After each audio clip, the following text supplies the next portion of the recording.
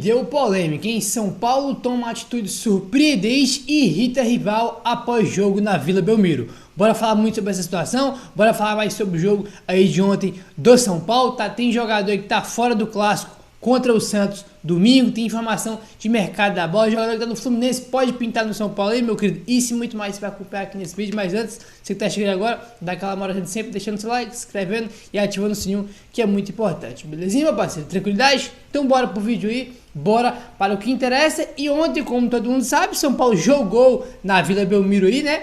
E domingo volta de novo a Vila Belmiro para enfrentar dessa vez os mandantes, né? Os donos do estádio aí, que é o time do Santos. A bola vai rolar aí, né? 6 horas da tarde para Santos e São Paulo na Vila Belmiro aí no domingo, né? É 6 ou é 6h30, se não me engano, né? Alguma coisa assim, tá? E o que acontece, rapaziada? São Paulo voltou hoje aqui, tá? Para São Paulo, né? Para a capital aí, para iniciar a preparação para o jogo contra o Santos. Aqui, ó, a reapresentação do elenco do São Paulo foi às 3h30 da tarde aí no CT da Barra Funda, tá? 3h30 da tarde, esse vídeo tá saindo aqui 4 horas, né? Então meia hora atrás, mais ou menos aí, foi o horário que o elenco do São Paulo se reapresentou no CT da Barra Funda para iniciar a preparação para o clássico contra o Santos, meu querido. É domingo, dia de clássico aí na Vila, jogo duro, jogo difícil aí para o São Paulo, né?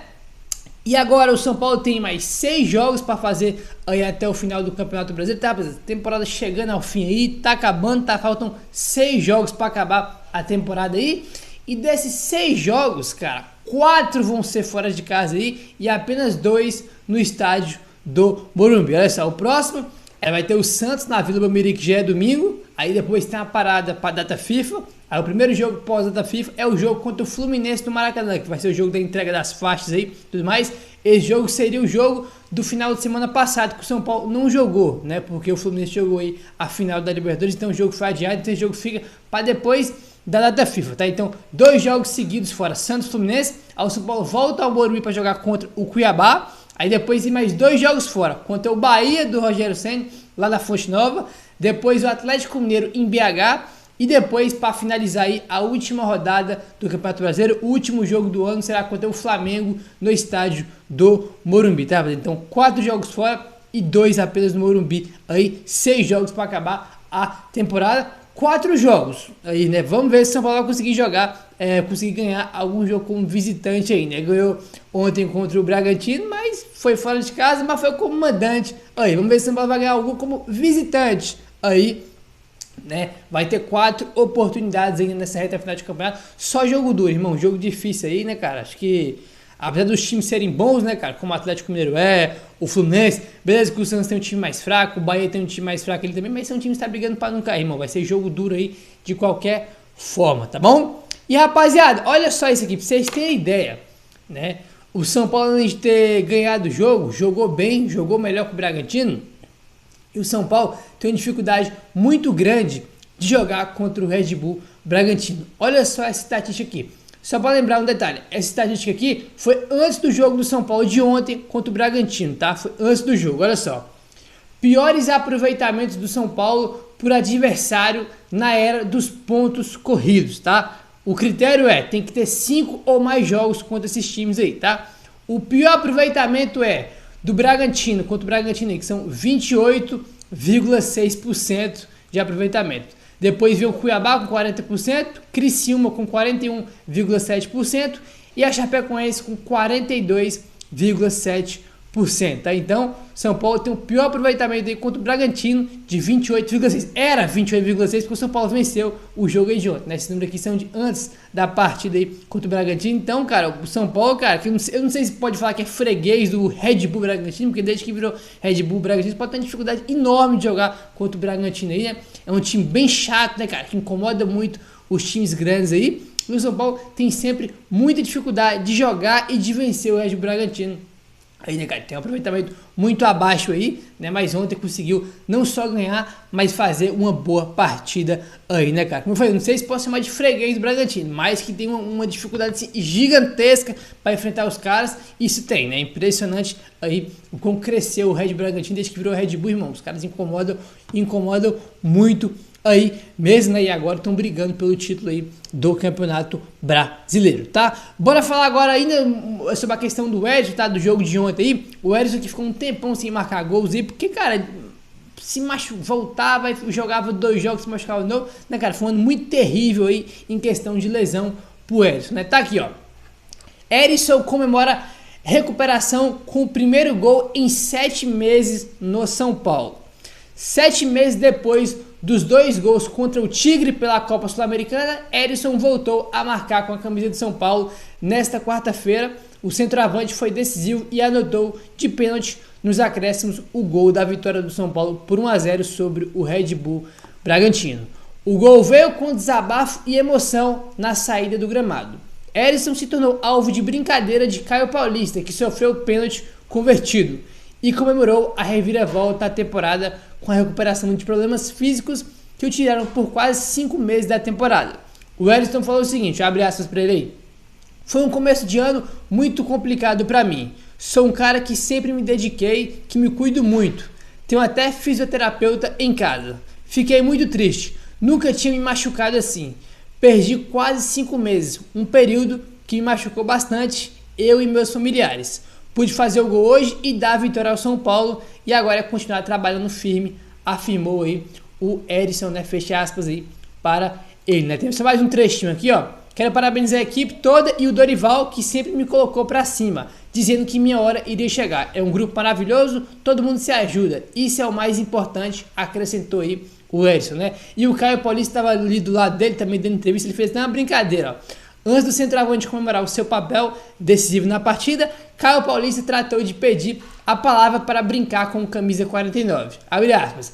Erisson tem que dar metade do bicho para mim. O pênalti foi lindo ali. Sabia que ele faria o gol, pois ele é merecedor. Fecha aspas aí pro Caio Paulista, fazendo uma brincadeira aí, né? Porque foi o Caio Paulista que sofreu, né? Fez uma bela jogada e sofreu o pênalti aí, que depois resultou em gol do Erisson, que acabou sendo aí o gol decisivo para a vitória do São Paulo, né, cara? Então, ele fez aqueles 2 gols que foram muito importantes contra o Tigre, né, cara? Aí teve aquela questão, se machuca, volta aí.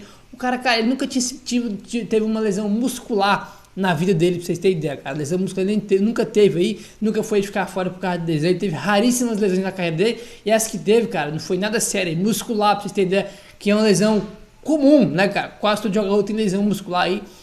Ele nunca teve na carreira até chegar no São Paulo, né? Ele chegou no São Paulo e teve repetidas lesões aí que afastaram ele. Aí ele se machucava, aí ficava 2 jogos, 3 jogos, aí se machucava de novo, né? Tomara que ele tenha sequência aí nesses últimos jogos de reta final de temporada, que ele ganhe mais sequência, que ganhe mais oportunidades aí, que faça mais gols aí também. Porque ele é um daqueles jogadores que está em fase de avaliação aí, por ano que vem. São Paulo vai tentar aí um empréstimo ou não, né? Mas vai depender do que ele apresentar nessa reta final aí. Ontem foi decisivo e importante. E uma questão que é curiosa, né, cara?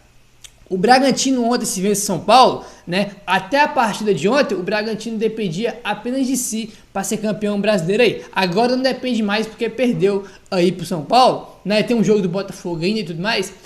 Mas o que acontece? O Botafogo, se o Bragantino vence São Paulo ontem, o Bragantino ia para a liderança. O Botafogo joga hoje, né? E o que acontece? O Erisson, né? Fez o gol aí, né? No caso, impedindo que o Bragantino se tornasse líder do campeonato.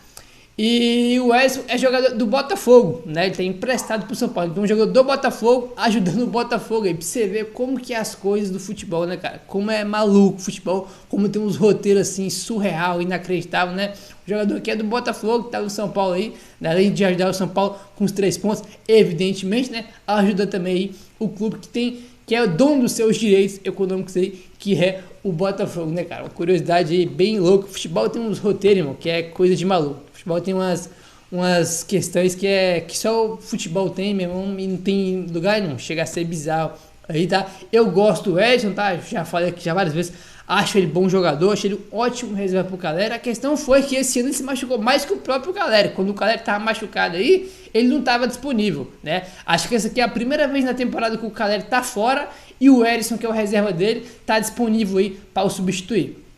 Apesar que em muitos jogos entrou o Davis como centroavante e ontem entrou o Juan, né? O Dorival vem fazendo um rodízio ali de centroavantes, né? Apesar do Davis ser centroavante, mas já entrou como centroavante em vários jogos aí. O Dorival tá fazendo um rodízio, apesar dele ser o centroavante, ele foi contratado para ser o centroavante do Caleri, mas ele tá jogando todos os jogos aí com sequência, porque ele voltou agora de lesão, né? tá ganhando ritmo aí ainda.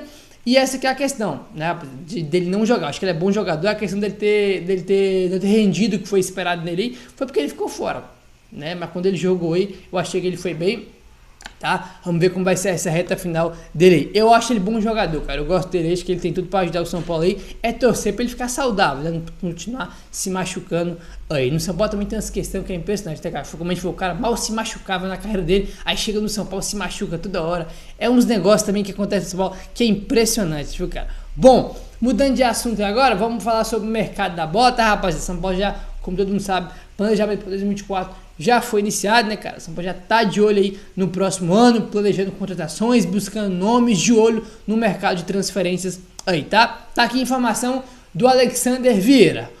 Um dos nomes que o São Paulo está de olho para a próxima temporada é o do atacante Lelê do Fluminense. O centroavante pertence ao Itaboraí Profute e está emprestado ao Fluminense até dezembro. A equipe carioca tem a opção de compra de 4 milhões de reais e ainda não sabe se vai exercer ou não. O Lelê foi artilheiro do Campeonato Carioca neste ano e começou muito bem no Fluminense, mas perdeu espaço ao final da temporada. O São Paulo tem um atleta no radar, ainda não existe nenhum tipo de negociação. É um nome que agrada, mas qualquer movimento só será feito após a decisão do Fluminense sobre a permanência do atleta. Então é um dos jogadores que o São Paulo está no radar, que está de olho aí para a próxima temporada. Não tem negociação já tá sobre essa questão, porque o São Paulo só vai tomar uma atitude, tomar uma decisão se vai atrás mesmo do jogador ou não, depois que o Fluminense aí exercer ou não, exercer não, no caso ele não exercer, né? Porque se ele exercer ele vai ser jogador do Fluminense, evidentemente aí, tá? Então ele está emprestado até dezembro agora, vai acabar a temporada agora de 2023 e ele vai voltar aí, né, para esse Itaboraí Profute. Eu acho que não é nem um time, né, eu acho que é uma empresa aí de agenciamento de jogadores, né, se eu não me engano, acho que nem tem esse time aqui, mas enfim, ele estava jogando, se eu não me engano, foi no Volta Redonda, cara, ele estava jogando no time de menor expressão no Campeonato Carioca, ele foi artilheiro, tá, chamou muita atenção, ele tinha vários times de olho nele, acabou que ele foi pro Fluminense, falaram até que ele estava certo com o Vasco, a Fluminense tem um chapéu, alguma coisa assim. Aí ele vai pro Fluminense, começa bem a temporada no Fluminense, aí, né, cara, bem no início ali da temporada, ele tava fazendo gols, cara, chamando a atenção, pô, o Lelê que se destacou no Campeonato Carioca, chegou bem no Fluminense, que não sei o que, mas depois, ao longo da temporada, ele foi perdendo espaço aí com o Fernando Diniz, né, cara? E hoje ele é pouco utilizado, né? É um jogador aí jovem e o valor de compra dele é bem baixo, né? 4 milhões de reais aí, né, cara? Isso pro futebol, evidentemente, é um valor bem barato aí, 4 milhões de reais. Porém, é um jogador que tá apenas no radar, tá? Não tem negociação aí. E o São Paulo só vai fazer algum tipo de negociação, né, cara? E algo mais a fundo aí para fazer essa contratação, caso o Fluminense, evidentemente, não exerça essa opção de compra. Aí, tá? O contrato dele só é até dezembro de 2023, tá? Vamos ver se o Fluminense vai exercer a compra dele aí ou não, tá? Eu confesso, sendo bem sincero pra vocês, tá? Por duas questões. Primeiro que, eu falei, do destaque que ele tava ganhando no Fluminense aí, eu nunca parei pra assistir, nunca prestei atenção no futebol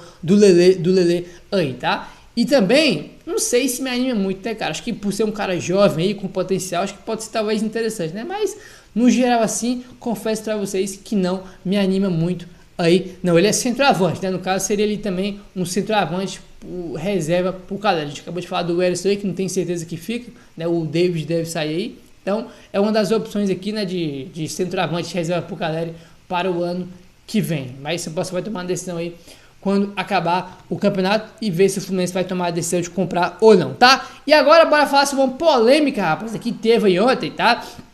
Ontem o São Paulo jogou na Vila contra o Bragantino e tivemos uma polêmica aí ontem no estádio da Vila Belmiro. Olha só, São Paulo tem bandeira retirada na Vila Belmiro após repercussão negativa e acordo com o Santos. Uma bandeira hasteada pelo São Paulo na Vila Belmiro causou uma repercussão negativa antes do duelo do Tricolor contra o Red Bull Bragantino nesta quarta-feira pelo Campeonato Brasileiro e precisou ser retirada. O São Paulo colocou sua bandeira em uma parte alta do estádio e publicou em suas redes sociais. Os torcedores santistas acharam um desrespeito e encheram a publicação de comentários. Por causa da grande repercussão, os clubes entraram em contato e acharam melhor a retirada da bandeira do local. Em nota enviada ao Globoesporte.com, o Santos afirmou que o procedimento já estava previsto e o mesmo seria feito no Morumbi quando o Peixe utilizasse a Casa São Paulina, tá? O Santos enviou uma nota para o Globoesporte.com com a seguinte declaração, abre aspas: o Santos Futebol Clube esclarece que o São Paulo tem um mando de jogo nesta quarta-feira no estádio Urbano Caldeira, a Vila Belmiro, numa parceria firmado entre os dois clubes. Diante disso, o clube da capital hasteou sua bandeira no mastro, mas depois de uma conversa entre as duas instituições, ficou definido em comum acordo pela retirada. O mesmo procedimento será utilizado no estádio do Morumbi, quando o Santos terá o mando de jogo em São Paulo, tá? Então, teve essa questão aí da bandeira, o São Paulo colocou lá a bandeira, postou nas redes sociais lá, né, cara? Então, você ficou maluca com isso aí, achando que foi uma falta de respeito. Teve a bandeirinha também, aquela bandeirinha de escanteio também, teve a bandeirinha do São Paulo, né? Mas a questão foi essa bandeira que o São Paulo colocou aí, né, cara? E a torcida encheu a publicação do São Paulo de comentários, achando que foi falta de respeito, não sei o quê. Depois, por causa dessa repercussão gigantesca negativa, né, cara? O Santos entrou em contato aí, né? Eles entraram em contato e retiraram aí essa bandeira. Logo depois aí teve toda essa polêmica aí que irritou muito a torcida do Santos e o Santos aí, né, cara? E essa nota oficial foi o que o Santos enviou para o Globoesporte.com, tá? A matéria aí é do Globoesporte.com. Pô, vou ser bem sincero pra vocês, cara, não acho falta de respeito não, cara. Colocar uma bandeira do São Paulo lá, sendo que o mando de jogo é do São Paulo. Se o Santos vir jogar no Morumbi para colocar a bandeira do Santos lá, também não vejo problema nenhum. O mando é deles, né? Botar o escudo do Santos na bandeira de escanteio, também não vejo nenhum tipo de problema. O mando é deles, né? Até porque eles não estão descaracterizando o estádio que é do rival, né? Ou tirando algo do Santos para colocar que é do São Paulo. Né? Só colocaram uma bandeira lá, não achei que foi para tanto, mas girou toda essa polêmica aí e logo depois, né, o São Paulo retirou aí essa bandeira por causa de toda a repercussão negativa, né? Enfim, meu querido, essa foi a informação de São Paulo. Deixa o like, se inscreve no canal, ativa o sino, deixa o like, valeu, tamo junto, até o próximo vídeo.